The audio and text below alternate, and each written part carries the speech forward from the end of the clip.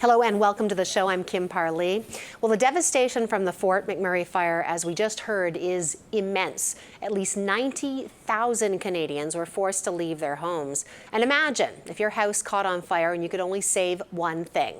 Well, that's precisely what those evacuated had to face this week, those hard decisions. Apart from the very real impact the fires had on people's lives, there's also economic fallout from this natural disaster. With more on this, we're joined by DePratto. He's an economist at TD Economics. Great to have you here. Thank you. Not great to have you here on this topic, but great to have you here.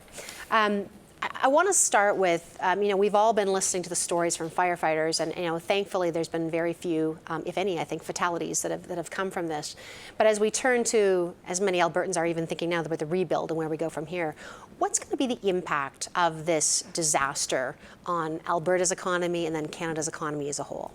There's two parts to it, really. The biggest impact, it comes from the oil and gas shutdowns. Yeah. We saw almost 1 million barrels per day, give or take, of crude oil capacity completely go offline.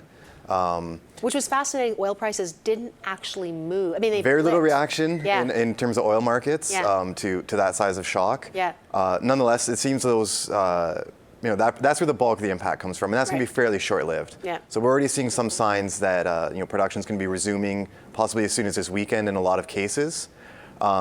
So that should be pretty much a big impact on Q2, and then reversing back into Q3. The more longer-term impact is really within the city itself. It's not homes are gone, businesses are gone. Those aren't the kind of things that can be replaced overnight, and that's going to be a more longer-term impact, maybe a bit slower overall. What about, the many hard things about the story, but one of them is that this is an area that was already under economic stress. I mean, the oil prices had gone from, well over 100 to, in the 30s in some cases. For Western Canadian Select, in the teens and even lower. And then you have this happen on top of that. What is going to be the net effect, do you think, of all this for the region, like locally? It's going to be very, very difficult. I mean, it's just one challenge compounded on top of another.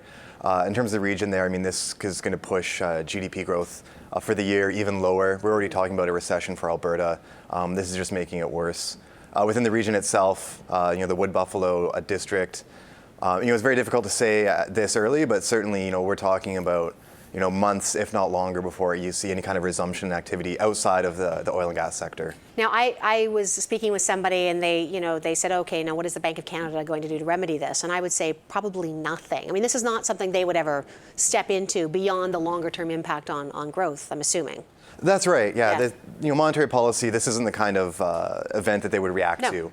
Were there to be, as you point out, a longer-term impact, were we to see more result on the productive side of things, that'd be a different story.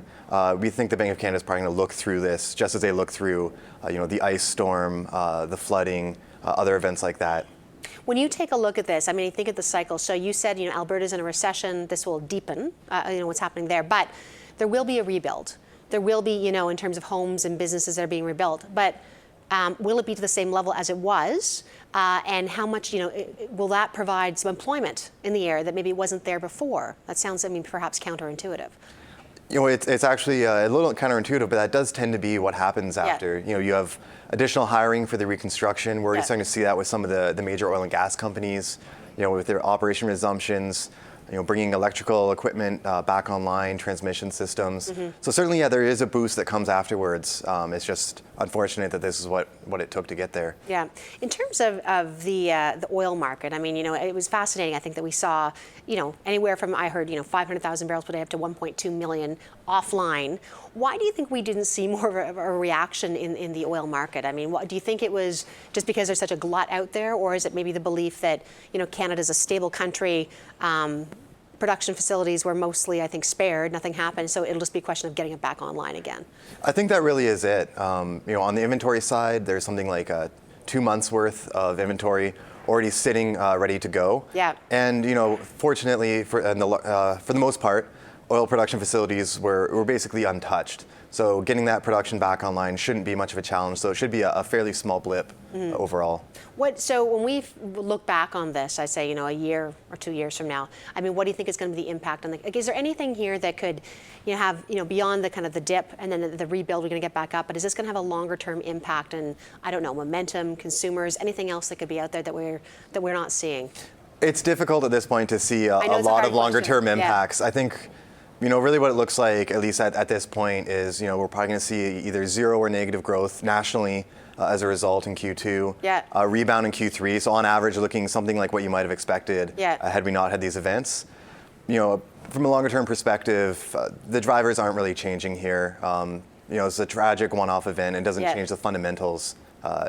Not in my mind. In terms of economics, in terms of who will be impacted, obviously the people and the businesses, but from a financial standpoint, fiscally, the government's going to be coming in obviously and offering some help too, but a lot of this I'm assuming is as we were chatting about before the start, is covered by insurance.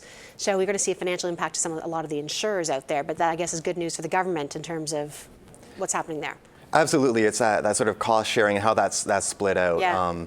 The government, the Alberta government themselves, they're responsible for a lot of the firefighting costs. The federal government will support some of the other costs. But because this is a fire-related disaster, much of the damage should be covered under insurance policy. So a lot of that cost shifted into those markets, for better or for worse. Right. All right. Well, again, great to have you here. Not great to have you here on this topic, but we do appreciate the insight, Brian. Thanks so much. Thank you. That is Brian DePratto. He's an economist at TD Economics, and he joined me here in studio. All right.